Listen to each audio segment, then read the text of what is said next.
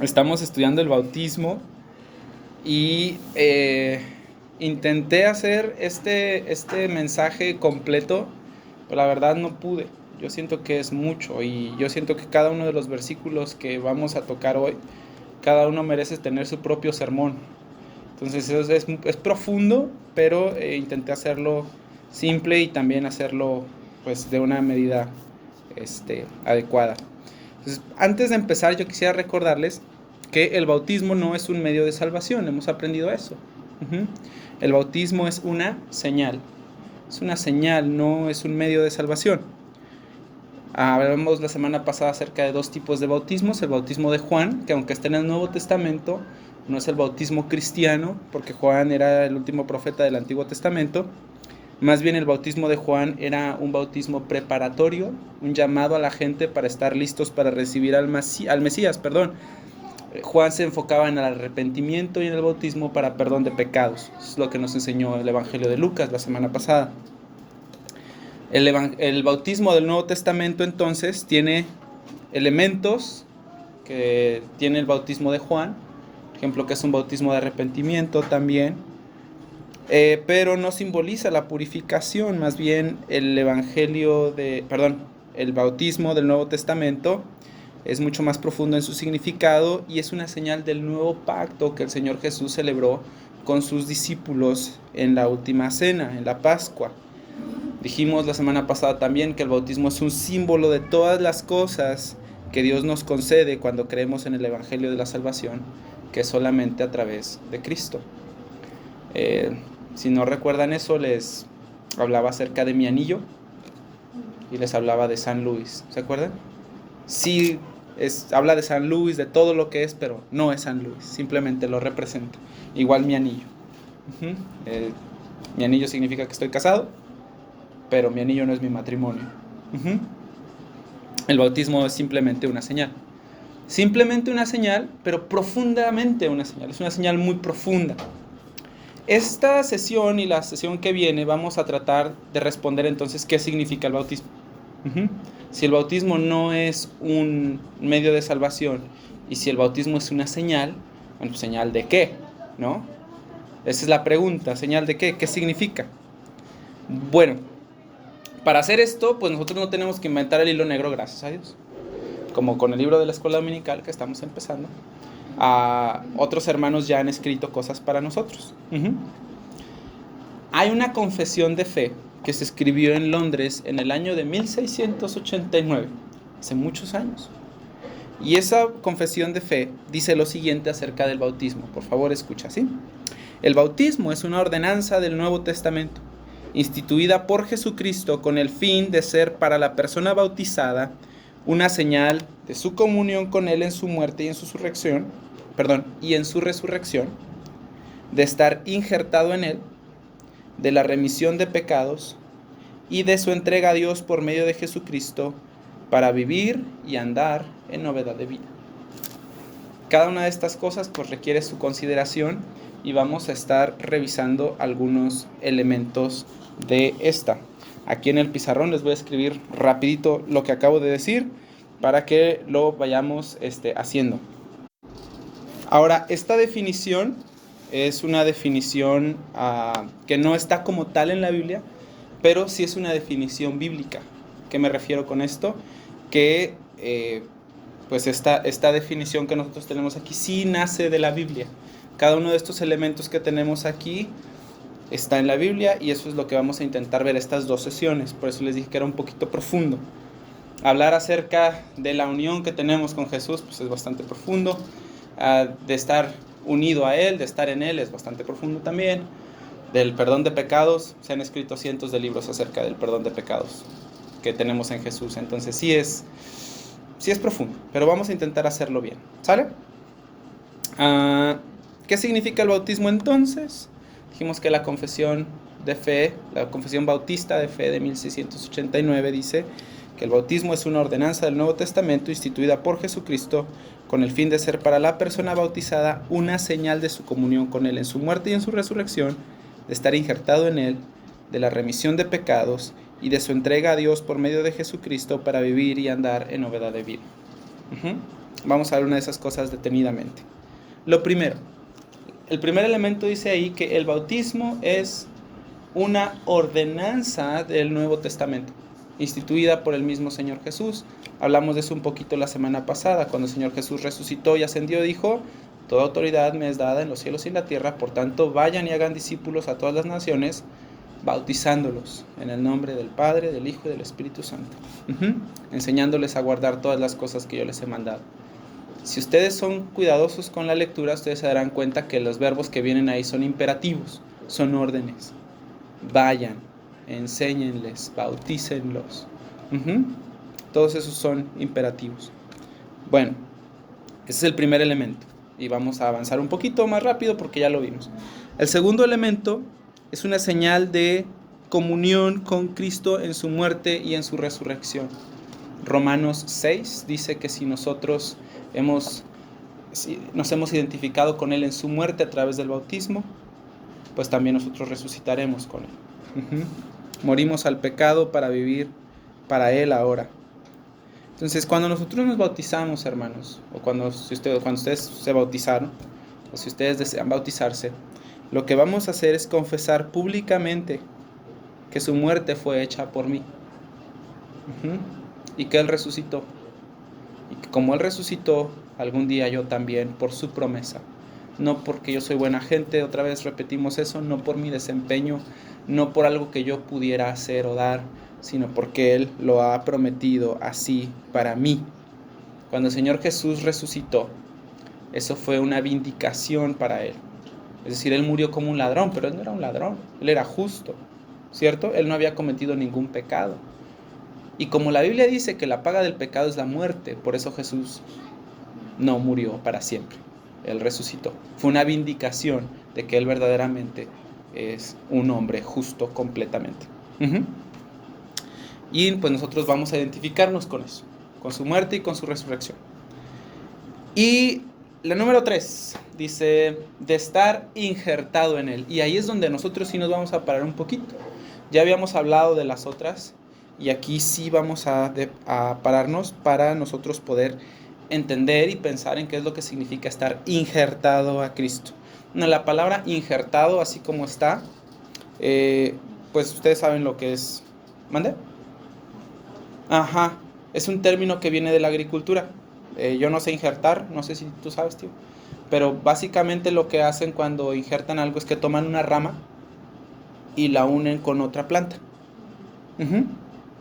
La ponen y la juntan y la ponen así como tape, y luego ya se unen, y ahora la rama que estando sola hubiera muerto, ahora está unida a otra planta de la cual extrae vida y en la cual su vida se sostiene.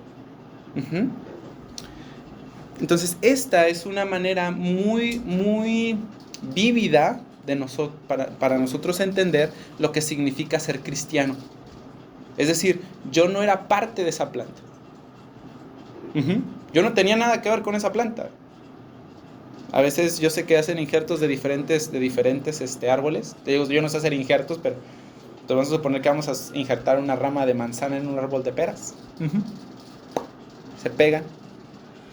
Yo no tenía nada que ver, pero ahora yo tomo vida de ahí, mi vida se sostiene ahí, yo estoy unido a eso, ya no voy a morir. ¿Por qué? ¿Porque yo soy una rama muy bonita? No, porque ahora mi vida se sostiene en una planta que de verdad tiene vida. Eso es lo que significa una manera muy vívida de decir que hemos sido hechos cristianos por el Espíritu Santo del Señor. Ahora, la Biblia habla comúnmente de los cristianos, no como cristianos ni como creyentes, más bien los identifica como aquellos que están en Cristo. Esa es la cosa más común, pudiera yo decir, de cómo la Biblia identifica a los cristianos, como aquellos que están en Cristo. De hecho, si ustedes leen Efesios 1:1, así habla el apóstol Pablo de los Efesios, en Filipenses 1:1 también, en Romanos 8:39 dice, ninguna condenación hay para los que están en Cristo. Primera a los Corintios 5:17 dice que si alguno está en Cristo, es hecho una nueva criatura, las cosas viejas pasaron, todas son hechas nuevas. Ujú. Esa parte de estar en Cristo es muy común en la Biblia y así se refiere usualmente a los creyentes. Vamos a pararnos ahí a pensar un poquito en eso y pensar que los hombres, por naturaleza, nosotros estamos separados de Dios. No tenemos ninguna comunión con Él. Los hombres naturalmente amamos el mundo viviendo para nosotros mismos, para lo que a nosotros se nos antoja hacer. Tú vas a decir, no es cierto. Ustedes que son cristianos, piensen en su vida antes de ser cristianos y yo creo que todos vamos a decir, sí es cierto, sí vivíamos así. Vivíamos para hacer lo que nosotros creeríamos o pensábamos que estaba bien, que nos conviniera más a nosotros, para hacer lo que nosotros quisiéramos. Muchas, como las personas, ¿no? Ay, Señor, ayúdame a hacer mis planes, que ni te he pedido chance, ni te he dicho si estás de acuerdo, pero los quiero hacer. Y como todas las personas que conocemos, o la gran mayoría, decimos, no, yo sí me encomiendo a Dios para todo, pero no vivimos para Él.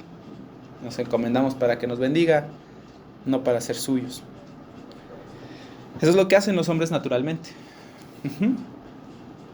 Pero Dios, como dice Efesios, que es rico en misericordia, por su gran amor con que nos amó, aun estando muertos, condenados a morir como ramas secas, Él nos dio vida juntamente con Cristo. Juntamente con Cristo. Y la Biblia dice también que cuando nosotros entendemos el Evangelio, cuando Dios permite que la luz de su Evangelio brille en nuestros corazones y nosotros le entendemos la salvación, entonces Él nos traslada del reino de las tinieblas al reino de su amado Hijo. Él nos traslada del reino de las tinieblas al reino de su amado Hijo para siempre. Y ahora nosotros estamos unidos con Cristo. Esta enseñanza de que los creyentes están en Cristo, de que están unidos a Cristo, está regada por todo el Nuevo Testamento. Sería mucho tiempo para nosotros el estar revisando cada uno de los versículos, pero cualquiera que haya leído el Nuevo Testamento puede dar fe de que así es. Entonces nosotros podemos decir, como el apóstol Pablo una vez dijo en Gálatas 2:20, con Cristo estoy juntamente crucificado, y ya no vivo yo, mas vive Cristo en mí. Y todo lo que antes vivía en la carne, ahora lo vivo en la fe del Hijo de Dios, que me amó y se entregó a sí mismo por mí. Estamos juntos. Esta unión de la que habla el Nuevo Testamento, esta inserción en Cristo de la que habla el Nuevo Testamento, no es nueva, De verdad no es nueva. ¿Me acompañan a Jeremías 31, por favor? La semana pasada nosotros hablamos de un nuevo pacto que Jesús inauguró en la última cena.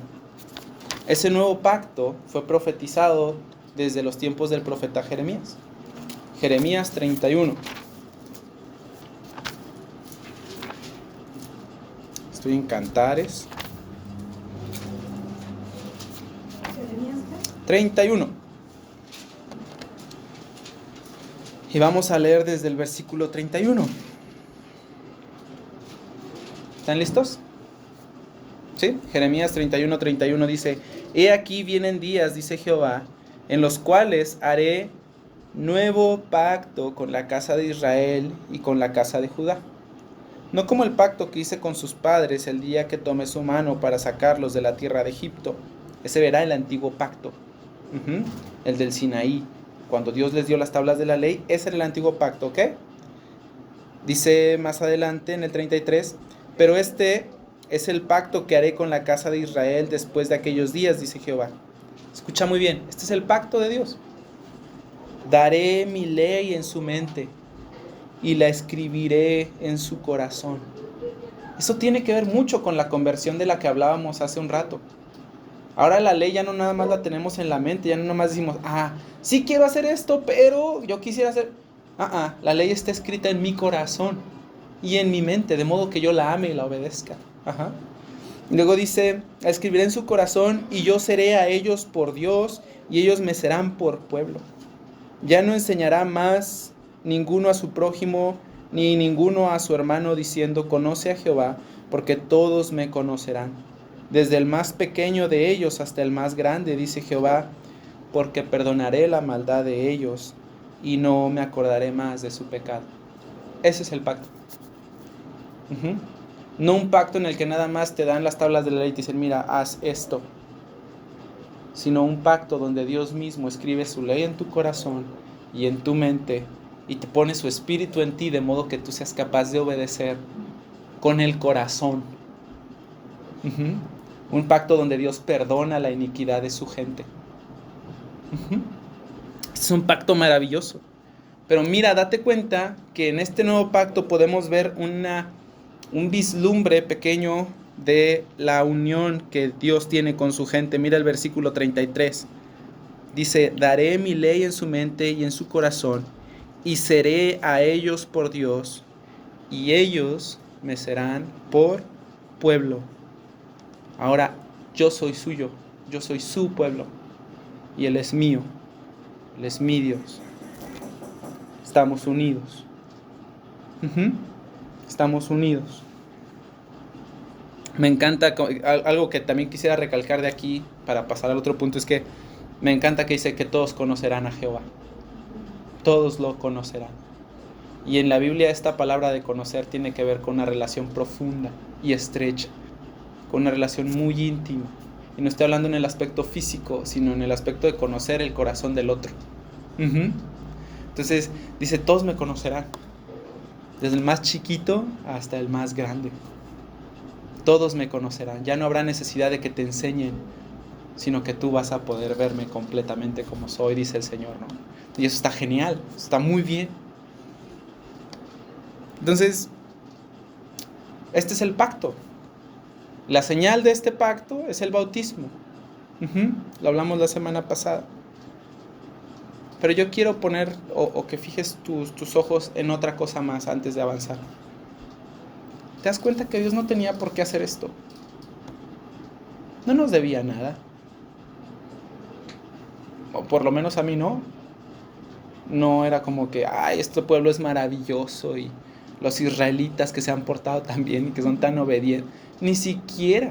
Y es más, aunque los israelitas hubiesen sido obedientes, no tenía nada especial. Si alguien obedece al Señor, pues no tiene mucho mérito, simplemente hace lo que se le dice. No es como que hayas hecho algo extraordinario.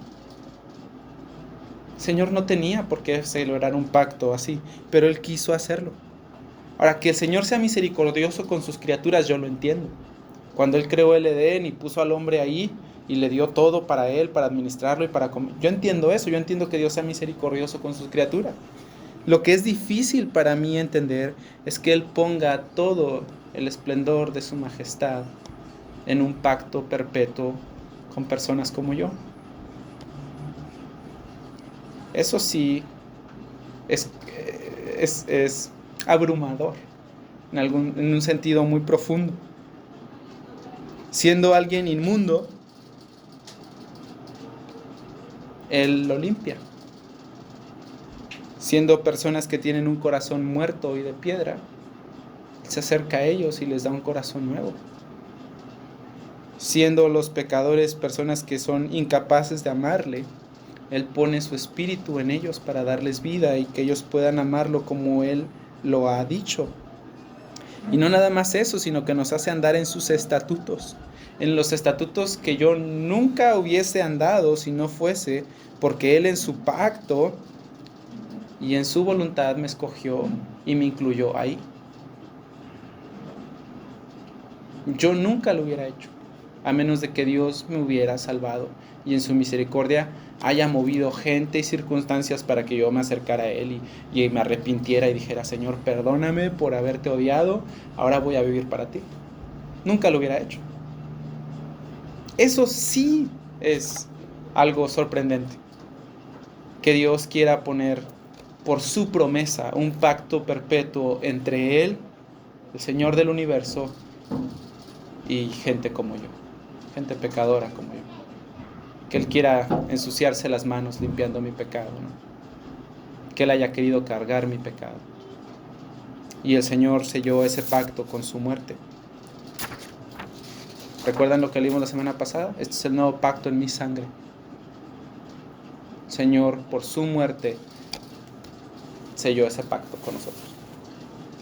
Qué maravilloso es el Dios de la Biblia. Eso es lo que Él hace con su gente. Él los hace su pueblo especial y los une a Él para siempre. Bueno, eso significa estar injertados en Él. ¡Qué bendición! ¿No? Ya no tenemos que morir secos, pudriéndonos ahí como ramas solas, sino que ahora su vida sustenta la nuestra. Y ahora nosotros somos bendecidos de haber sido incluidos en este pacto eterno que Él celebró con su pueblo. El siguiente elemento de nuestra definición dice que el bautismo es una ordenanza del Nuevo Testamento instituida por Jesucristo con el fin de ser para la persona bautizada una señal de ¿qué dijimos primero? ¿Se acuerdan? De su comunión con Él en su muerte y su resurrección. Segundo, una señal de ¿qué? De estar injertado en Él. Y la tercera, de la remisión de pecados. Se los perdona. Los perdona. Eso es una remisión. Se hacen a un lado. Vamos a Hechos 22, por favor. Hechos 22. En Hechos 22, 16 hay una frase interesante. Ahí estoy en Marcos. 22.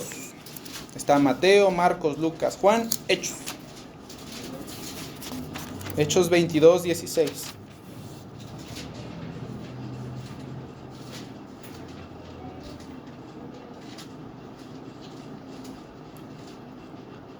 El apóstol Pablo está relatando su conversión y está hablando de cómo un profeta llamado Ananías, un varón piadoso de Dios, según la ley, que tenía buen testimonio, se acercó con él y le dice a Pablo que el Dios de sus padres lo ha escogido. Entonces, Ananías le dice a Pablo: ahora pues, ¿por qué te detienes? Levántate y bautízate y lava tus pecados invocando su nombre. Es una frase interesante porque dijimos que el bautismo en sí no limpia a la gente, no los hace aceptables delante de Dios. El bautismo no los salva. Entonces, ¿por qué? Bueno, recuerden, si no ha sido claro en eso, se los recuerdo, pero espero que sí. Recuerden que les dije que el bautismo del Nuevo Testamento agrega el significado del bautismo de Juan. Se parecen. Entonces, el bautismo de Juan implicaba o simbolizaba una purificación de la persona idólatra de dejar sus dioses para volverse al Dios verdadero. Entonces, dice: bautízate y lava tus pecados. Recuerden que el agua es un símbolo de purificación. Ahora, ¿una persona puede hacer eso? ¿Puede lavar sus pecados solita? La respuesta es no. Y para ver eso, yo quiero que vean lo que dice el libro de Job, ¿sale? Vamos a intentar hacer como un circulito, ¿ok? Vamos a intentar avanzar con la idea que empieza aquí y luego vamos a ir así dibujando otras ideas hasta llegar otra vez a cerrar la idea con lo mismo con lo que empezamos. ¿Estamos bien?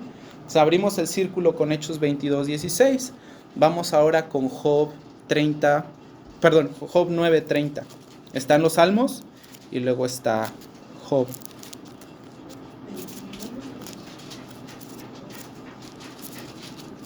Está Job y luego los Salmos. Les digo que estoy ¿cómo se llaman esos? Los que voltean las cosas. Soy disléxico, exacto. Job 9:30. Sí, Job 9:30. ¿9:30? Job 9, capítulo 9. 9:30. Aquí está hablando Job. Y mira lo que dice. No Job frijolito, Job el de la Biblia. Dice aquí Job: aunque me lave con aguas de nieve y limpie mis manos con la limpieza misma. Dice, aún me hundirás en el hoyo y mis propios vestidos me abominarán. Es decir, yo no puedo limpiarme. Me limpie con lo que me limpie. Sigo estando sucio. No tengo la capacidad. No importa qué me eche. No le haces si me echo pomada de la campana, si lo que quieras. No puedo limpiar.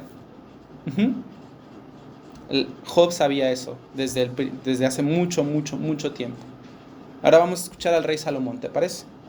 Vamos a los Proverbios, al capítulo 20.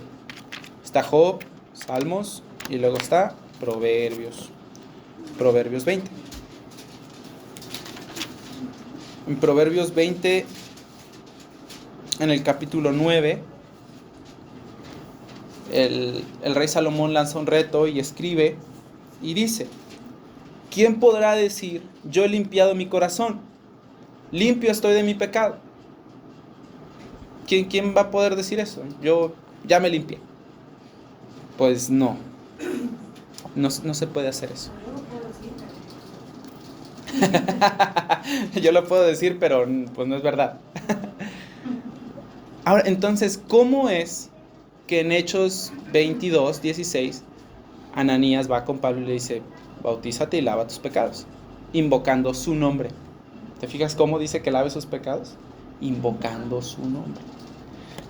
Vamos al libro de Isaías, porque entonces nosotros nos vamos a dar cuenta de cómo llegamos del aunque me limpie con aguas de nieve y me limpie con la limpieza misma, aún así yo voy a seguir siendo impuro y aún así mis vestidos me abominarán, dice Job, a esta parte de bautízate y lava tus pecados invocando su nombre. Isaías 53.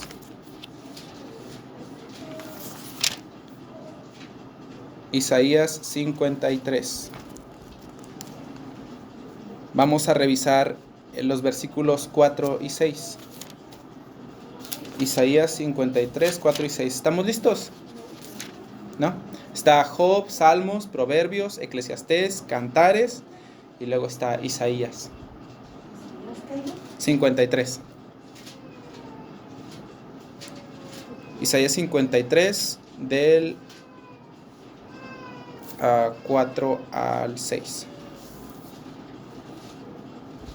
Isaías 53, 4 dice: ciertamente Él llevó nuestras enfermedades y sufrió nuestros dolores, y nosotros le tuvimos por azotado y por herido de Dios. Mas Él herido fue por nuestras rebeliones, molido por nuestros pecados. El castigo de nuestra paz fue sobre Él, y por su llaga fuimos nosotros curados. ¿De quién está hablando ahí? ¿Saben? Del Señor Jesús. Eso es correcto. A legua se ve, ¿verdad que sí? Bueno, entonces fíjate lo que Él está diciendo. Él llevó nuestros pecados. ¿Qué es lo que sucedió? Bueno, que el Señor Jesús tomó nuestros pecados, los cargó en sí mismo, y Dios en su justa ira castigó en Jesús todos nuestros pecados para que nuestros pecados, pudieran ser perdonados a nuestro favor. Mira lo que dice también en el versículo 11, ahí mismo, en Isaías 53, 11. Está hablando de Jesús y dice: verá el fruto de la aflicción de su alma y quedará satisfecho. Por su conocimiento justificará a mi siervo justo a muchos y llevará las iniquidades de ellos. Dice: justificará a mi siervo justo a muchos. ¿Qué va a hacer el siervo justo? Va a declarar a muchos justos. Este pecador de aquí ahora es declarado justo. ¿Pero por qué si él tiene que ser castigado por sus pecados? Que yo ya fui castigado por sus pecados. Si yo ya pagué su deuda, ¿cuál es el problema? ¿Se tiene que pagar la deuda 2 veces? Pues no. Si yo ya cumplí su condena, ¿por qué él tiene que cumplirla? Entonces lo que hizo Dios en su misericordia fue enviar un sustituto, Señor Jesús, para que nosotros pudiéramos ser perdonados. Pero fíjate cómo desde el principio hablando acerca de la salvación y de la conversión, trayéndolo otra vez a la memoria, cómo Dios empieza este proceso. No nosotros, sino Dios, que viendo Él nuestra maldad, decide enviar a su Hijo Jesús desde la eternidad pasada para que entonces tú y yo pudiéramos ser perdonados a causa de su aflicción en la cruz. Él es el que empieza todo para entonces ofrecer perdón a pecadores. Entonces aquí Isaías nos está diciendo que Él iba a cargar con nuestros pecados y Él justificaría a muchos, que por su llaga nosotros íbamos a ser curados. ¿Estamos bien hasta ahí? Ok. Entonces empezamos aquí con la idea de Hechos 26, que decía, bautízate y lava tus pecados invocando su nombre. Y luego nos vemos con algo que aparentemente es medio contradictorio, porque hasta en el Nuevo Testamento se nos dice que pues nadie puede hacer eso, nadie puede limpiarse. Pero ahora vemos a Jesús tomando nuestros pecados, siendo castigado por ellos y entonces ofreciendo justicia a muchos. Ahora sí, vamos cerrando este circulito y vámonos a Juan, al capítulo 1, al versículo 29.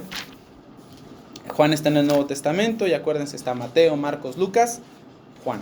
Juan es el último de los evangelios. ¿Juan qué? 1. Juan 1:29.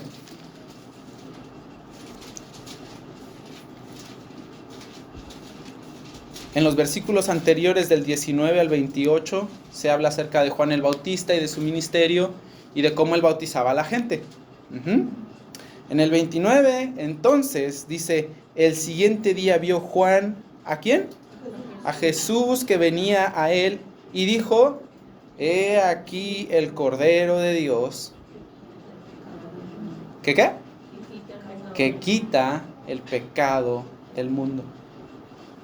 Lo que está diciendo Juan es que Jesús iba a actuar como un cordero. Juan está recordando la ley de Moisés, en la que se decía que cuando una persona pecaba, entonces él debía de llevar un animal, usualmente un corderito, sin defecto y sin ninguna mancha al sacerdote. Y él ponía su mano en la cabeza del animal, simbolizando de alguna manera que ahora el cordero iba a ser el que cargaba con los pecados de este hombre y el animal moría. El sacerdote lo mataba en el altar y después esparcía su sangre. Y con eso Dios perdonaba al pecador. Un animal inocente, un cordero inocente, moría para salvar la vida del pecador. Y entonces, por eso, ahora nosotros encontramos en Hechos 22:16 que Ananías, este profeta, va con Pablo y le dice, arrepiéntete y bautízate y limpia tus pecados invocando su nombre. Porque ahora nosotros tenemos una manera en la que nosotros sí podemos limpiar nuestros pecados. No que la sangre del cordero limpiara los pecados, eso no se podía hacer. Simplemente era un símbolo, una sombra de todas las cosas que iban a venir después. Si ustedes salen allá afuera al patio y se ponen en contra del sol, se va a ver reflejada su sombra, ¿cierto? Y si tú sigues tu sombra, la sombra va a apuntar a lo real. El sacrificio del Antiguo Testamento era simplemente eso, una sombra que apuntaba a que un día Dios iba a enviar a su siervo justo, cargar el pecado del mundo para poder ofrecer justicia y perdón a su gente. Entonces, ¿sí está clara la idea de ese circulito que abrimos y cerramos? ¿Sí? Ok, bien, muy bien. Avancemos entonces. Cristo entonces se convirtió en el portador de nuestros pecados. El Cordero de Dios eliminó nuestros pecados absolutamente. Nuestro perdón y nuestra justificación, es decir, el que el Señor nos declare justos. No que nunca hayamos hecho nada malo, sino que el Señor nos declare justos en virtud de lo que Jesús ha hecho ya. Están fundados en el ministerio de Jesús, en su cruz, que satisfizo completamente las exigencias de la justicia de Dios mediante su muerte. Y esto es bien maravilloso. Jesús pudo satisfacer completamente todas las demandas de la justicia de Dios en la cruz. Esto es bien maravilloso. Señor, por favor, ayúdame a hacerlo bien. Hermanos, esto es bien maravilloso. Cuando el Señor Jesús estaba muriendo, Él dijo una de sus palabras más famosas. Él dijo, consumado es. ¿Sí? ¿Lo has visto en las películas? ¿Sí? Eso es muy famoso. Él dijo, consumado es. Hermanos, esto es bien grandioso, porque eso significa que nuestro perdón es perfecto, porque su obra es perfecta. No porque yo sea perfecto, sino porque lo que Él hizo fue perfecto. Ya no necesito pagar ni un centavo más. Todo ha sido consumado. Aquellos que han sido librados con su sangre, son completamente libres de todo cargo. Ya no debo nada. Ya no se debe nada, ni por mis pecados pasados, ni por los presentes, ni por los futuros. Todas aquellas deudas abrumadoras, hermanos, que nos hubieran jalado hasta lo más profundo del infierno, todas fueron pagadas. Y aquellos que hemos sido perdonados por el Señor, aquellos que hemos sido aquellos que hemos creído en Él, un día vamos a estar en su trono, delante de su trono, viéndolo, admirándolo, contemplando su hermosura. No por nuestra habilidad ni por nuestra conducta, sino por todo lo maravilloso que Él ha hecho a favor nuestro en la cruz. Todavía debo de agregar que cuando el Señor dijo consumado es, indicó que todo lo que se decía en el Nuevo Testamento acerca de Él, todas las promesas y las profecías, todas esas sombras de las que les hablé, porque hay muchas, todas se cumplieron perfectamente en Él. Piensa en esto un poquito. Imagínate que yo le digo a Sandra, mira, aquí está el Antiguo Testamento, llévatelo a tu casa, léelo bien, te voy a dar ¿te parece bien un año para que lo leas? Más te voy a dar 3, ¿va? Aviéntate 3 años de leerte el Antiguo Testamento y quiero pedirte, por favor, que inventes un personaje que cumpla todas las cosas que el Antiguo Testamento dice. Él tiene que ser un profeta como Moisés, tiene que ser un rey como David, tiene que ser sabio como Salomón, tiene que ser un campeón así como Josué,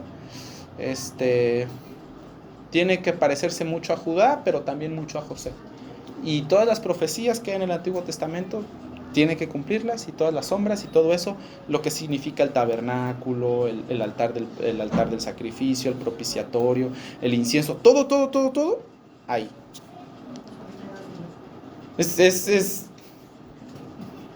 Nos dieran un 100 o nos dieran 1,000,000. Yo no creo que nadie haya podido hacer eso. Ese no es un ejemplo mío, se lo robé a Charles Spurgeon. Pero se me hizo genial, ¿no? O sea, piensa por un momento en la sabiduría de Dios, que en Jesús Él pudo cumplir todo, a tu favor y al mío. Todos los sacrificios, todas las profecías, todas las sombras, la obediencia perfecta a cada uno de los mandamientos y las prohibiciones de la ley fueron perfectamente cumplidos en Jesús para siempre. De verdad, Él es el Cordero perfecto de Dios que quita el pecado del mundo, un Cordero sin mancha. Hermanos, para terminar quiero decirles que nos es necesario escuchar, meditar y percibir la grandeza de la obra de Cristo. Lo hacemos poco. Hay un dicho que dice que la familiaridad genera desprecio. Casi estoy seguro que ninguno de ustedes dijo, ¡ay, qué padre salió el sol hoy! ¡Mira qué bonito está! El sol es una cosa majestuosa, pero lo vemos tan seguido que ¿no? Al ratito que salga la luna, yo me imagino que ustedes no van a decir, ¡oh, mira la luna! Así le hacemos a los bebés porque los bebés lo están conociendo, pero a veces sí. Pero ¿cada cuánto es eso? Pero la familiaridad genera desprecio. Esa blusa hermosa que te compraste hace unos meses, que decías, ¡ay, sí! Ahorita ya la ves y ya dices, ya me voy a comprar otra. La familiaridad de verdad a veces genera desprecio en la gran mayoría de los casos. ¿Saben qué? La gran mayoría de los cristianos confesos, hermanos, no meditan. Meditar es una práctica que la gran mayoría de los cristianos no tienen. Los cristianos usualmente vienen a la iglesia, escuchan, se van a su casa y ya no vuelven a pensar en lo que les dijeron nunca más. Ni cómo aplicarlo, ni cómo usarlo. Y es que tenemos un montón de excusas, ¿a poco no? El trabajo, el horario, las cosas que hay por hacer, los trastes. Los cristianos somos muy distraídos por nuestros horarios y por nuestras actividades. Usualmente ese es como el decir, es que no pude porque... Ponle lo que quieras. Siempre andamos corriendo como pollos sin cabeza. Casi es raro encontrar a un cristiano que parezca muy espiritual. Usualmente los cristianos que vemos parecen más como administradores, como gerentes, siempre con un montón de cosas que hacer, cosas que planear, cosas que comprar, cotizar. Hombres de oración, hombres, mujeres que sepan la Biblia, mujeres que amen la Biblia. Hombres así son difíciles de ver. Pero, hermanos, nosotros tenemos las Escrituras, nosotros tenemos la oración a un segundo de distancia. Podemos poner cualquier cosa que nosotros querramos en, es que no pude porque, pero nos es necesario escuchar, meditar y percibir la grandeza de Cristo. Lo necesitamos de verdad. De todas las cosas que necesitamos hacer de Cristo la principal fuente de alegría de mi alma, es la que más necesito de todas. Nuestro principal negocio entonces debe ser cada día tener mi alma feliz en el Señor. Eso lo decía George Mueller. ¿Cómo hacerlo? ¿Cómo pudiera yo tener mi alma feliz en el Señor cuando leo tan poquito? Y casi ni oro más que para dar gracias a Dios por la comida, y eso a veces. Usualmente siempre con las mismas palabras. Hermanos, Él nos ha perdonado. De verdad, ¿cuánto necesitamos meditar en ello? De verdad necesitamos meditar mucho en ello. El Señor Jesús una vez estaba en la casa de un fariseo que se llamaba Simón. Y Simón vio que se acercó a Jesús una mujer, una prostituta, y estaba llorando la prostituta y estaba besando los pies de Jesús. Yo les he comentado que para un rabino que se le acercase a una mujer o que lo tocase a una mujer es muy impropio. Bueno, una prostituta le estaba besando los pies a Jesús. Simón estaba pensando, si Jesús de verdad fuera profeta, él sabría quién lo está besando. Jesús, discerniendo el corazón de Simón, le dijo, Simón, te tengo una pregunta. Y todavía Simón dice, dime, maestro. Había dos personas. Una persona le debía a un rey tanto dinero, mucho dinero, y otra le debía poquito dinero. La Biblia no dice así tal cual, pero esa es la idea. Y un día el rey los perdonó a los dos. La pregunta es, ¿quién amó más a su rey? Simón dice, pues yo me imagino que al que le perdonó más. Jesús le dijo, muy bien, tú has juzgado bien. Porque al que mucho se le perdona, mucho ama. Cuando a veces nosotros pensamos y vemos y decimos, ¿por qué la gente se compromete tan poquito con Jesús? ¿Por qué la gente es tan fría cuando se habla de cosas de Jesús? ¿Por qué la gente pareciera que es como una carga el que lean sus Biblias y el que oren, el que se acerquen a Jesús mismo?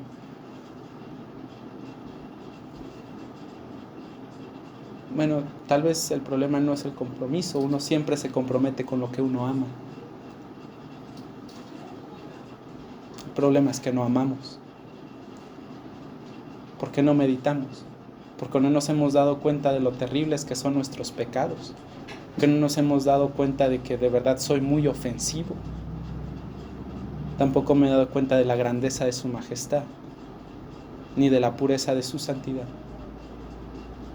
Ni tampoco me he dado cuenta de la humillación tan grande que tuvo que ser para que el Rey del Universo viniera y se hiciera un servidor mío y muriera como un maldito, porque eso es lo que la Biblia dice, maldito todo el que cuelga de un madero.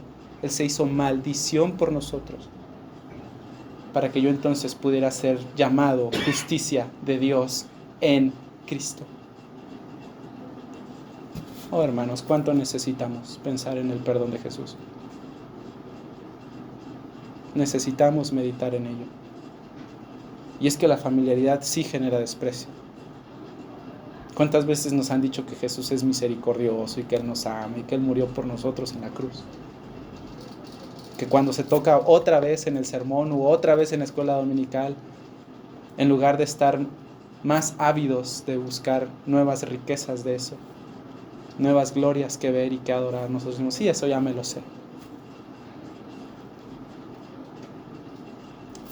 Que el Señor nos libre de ser gente que menosprecia el perdón de Jesús.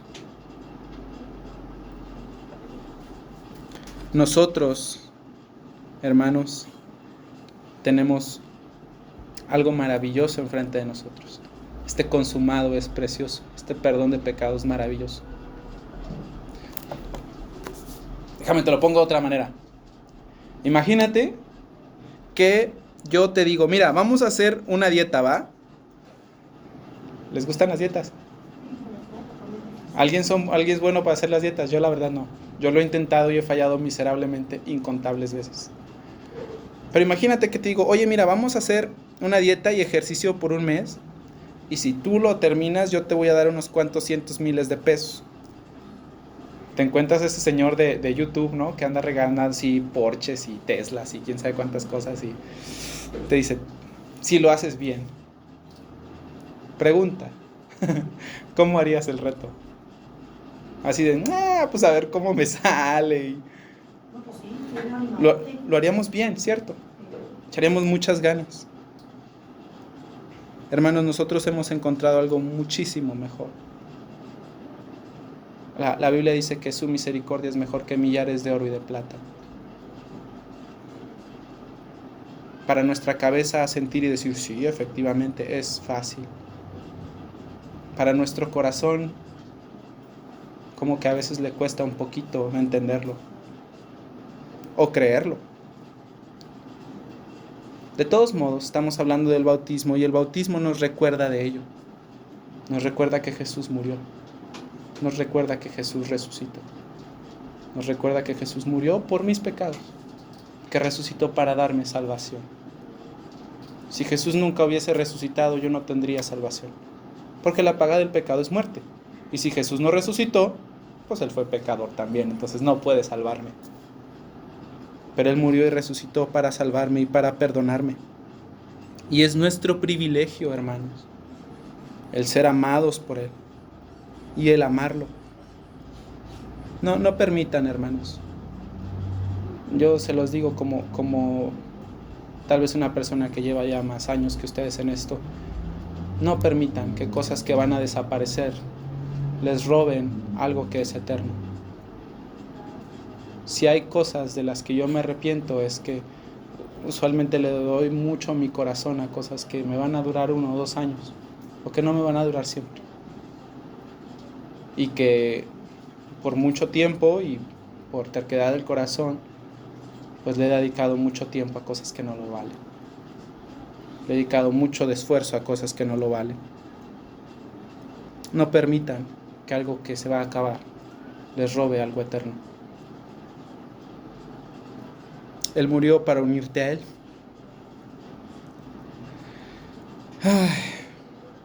Si tú eres de las personas que han escuchado tanto del perdón de Dios que ya lo sientes común, que dices, sí, ya sé que Jesús murió en la cruz, arrepiéntete. Y pide gracia a Dios y, Señor, déjame verte. Déjame ver la grandeza de tu sacrificio. El bautismo es la señal de que yo estoy unido a Él, de mi comunión con Él, en su muerte y en su resurrección. El bautismo es la señal de que Él me ha perdonado. Si me preguntaran, oye, ¿yo tengo que bautizarme? Mi respuesta es sí. ¿Porque el bautismo da salvación? No. Entonces, ¿por qué? El Señor Jesús lo ordenó, primero. Segundo, porque cuando nosotros lo hacemos nos identificamos con Él. que sin debernos un mísero centavo y viéndonos en la inmundicia de nuestro pecado, quiso identificarse con nosotros. Él se bautizó primero, ¿verdad? En un bautismo que significaba arrepentimiento. ¿Arrepentimiento de qué? ¿De qué se tenía que arrepentir? De nada. Pero Él quiso identificarse conmigo, cumpliendo la ley de Dios. Me identificaré con mi Salvador, que me amó, que me perdonó, que me unió a Él para siempre. ¿Me tengo que bautizar? Sí. Esas son 2 razones. Y todavía no terminamos de analizar esta definición que tenemos de los hermanos de Londres que nos regalaron en 1689. Nos falta que es una señal de nuestra entrega a Dios por medio de Jesucristo para vivir y andar en novedad de vida. Por eso lo hice en 2 partes. Es un poquito profundo. Pero yo espero que esta parte por lo menos haya sido suficiente para que esta semana vayas. Y si eres bautizado, si tú te has bautizado, aprecies tu bautismo, atesores tu bautismo, porque llevas en tu cuerpo la identificación que te une a Él. Y si tú todavía estás pensando en bautizarte, que sea un buen tiempo para que tú tomes una decisión. Entonces, oramos. Vamos a orar y vamos a terminar con esto, ¿sí? Señor, otra vez te damos gracias por este tiempo maravilloso que tenemos. Señor, agradecemos por todo lo que tú haces, por todas tus obras que son majestuosas, esplendorosas, magníficas. Señor, como dijo Charles Wesley, que tuviéramos 1000 lenguas. Pero Señor, ni aunque yo tuviera 1000, no pudiera hablar de todas tus grandezas. Señor, que nosotros las atesoremos y las amemos. Es mi oración, que esta iglesia, que la iglesia del Buen Pastor, sea una iglesia que te ame mucho, porque de verdad tú nos has perdonado mucho. Señor, que no seamos una iglesia